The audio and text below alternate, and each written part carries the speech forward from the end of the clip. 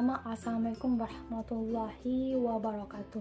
Perkenalkan, nama saya Maulianda Sambiginai. Saya dari Pendidikan Sosiologi Universitas Negeri Makassar, angkatan 2022. Di sini saya akan membahas mengenai salah satu teori tujuan hukum, yaitu keadilan.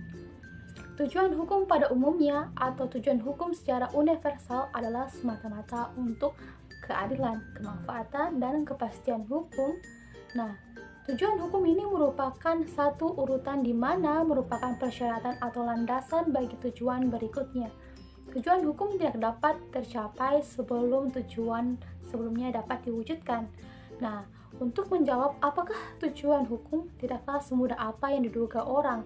Ini disebabkan adanya perbedaan pendapat dari para ahli hukum yang memandangnya dari sudut pandang yang berbeda. Ini dapat menggambarkan bahwa tujuan hukum itu merupakan sesuatu yang abstrak.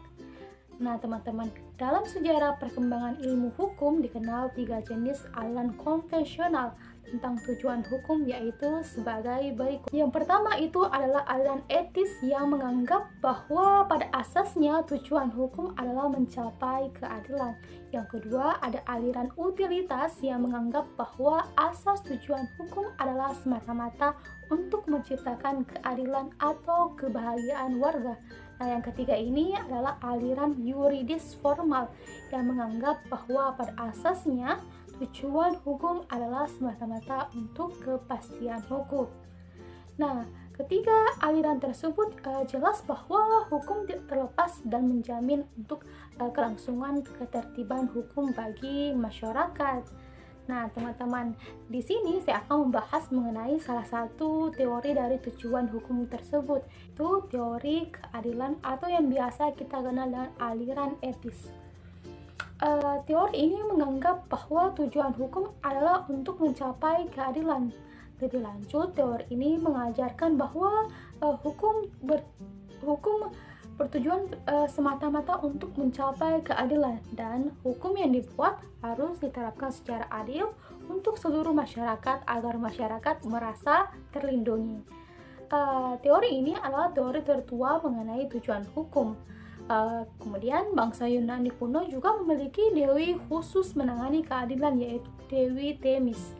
Themis digambarkan sebagai wanita yang memegang timbangan dan di tangannya satunya terdapat unta yang barang. Kemudian Dewi Themis tersebut dianggap sebagai dewi keadilan alamiah. Kemudian teman-teman, bangsa Romawi mengambil alih dewi ini dengan memberi nama Justitia, yang digambarkan wanita yang memegang timbangan dan pedang serta menggunakan penutup mata sebagai lambang keadilan yang tidak berpihak. Dewi Justa pun dianggap lebih bersifat sebagai dewi keadilan duniawi.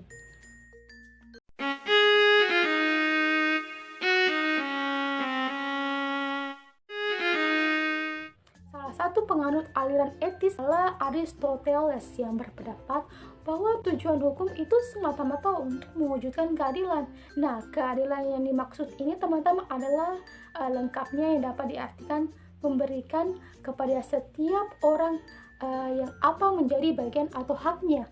Nah, Aristoteles membagi menjadi 2 jenis keadilan, yang dimana teman-teman yang pertama itu adalah keadilan distributif. Keadilan distributif yakni keadilan yang memberikan kepada setiap orang jatah menurut jasanya. Artinya, keadilan ini tidak menuntut supaya setiap orang mendapat bagian yang sama banyaknya atau persamaannya, melainkan keseimbangan berdasarkan prestasi dan jasa seseorang. Kemudian ada keadilan yang bersifat komunikatif, yakni keadilan yang memberikan kepada setiap orang sama banyaknya tanpa mengingat jasa-jasa perseorangan. Nah, artinya apa teman-teman? Nah, artinya hukum menuntut adanya suatu persamaan dalam memperoleh prestasi atau sesuatu hal tanpa memperhitungkan jasa perseorangan. Selain Aristoteles, salah satu pendukungnya dalam aliran etis ini adalah Gini. Sedangkan dalam seorang penentang dalam aliran ini adalah Platon, yang mengatakan bahwa hukum itu tidak kehilangan sifatnya sebagai hukum semata-mata karena hukum itu tidak adil. Hukum adalah apa yang benar-benar hukum tanpa memperdulikan apa hukum itu baik atau buruk. Keadilan merupakan suatu cita yang didasarkan pada sifat moral manusia.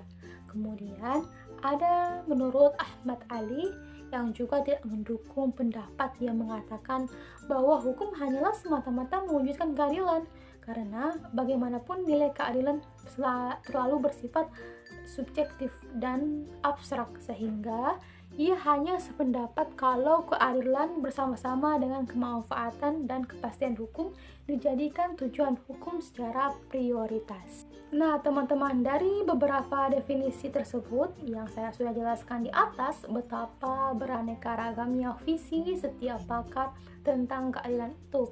Ada yang mengaitkan keadilan dengan peraturan politik negara, ada pula yang mengaitkan keadilan itu berwujud kemauan yang sifatnya untuk memberikan bagi setiap orang apa yang menjadi haknya. Dan ada juga yang melihat keadilan sebagai pembenaran pelaksanaan hukum.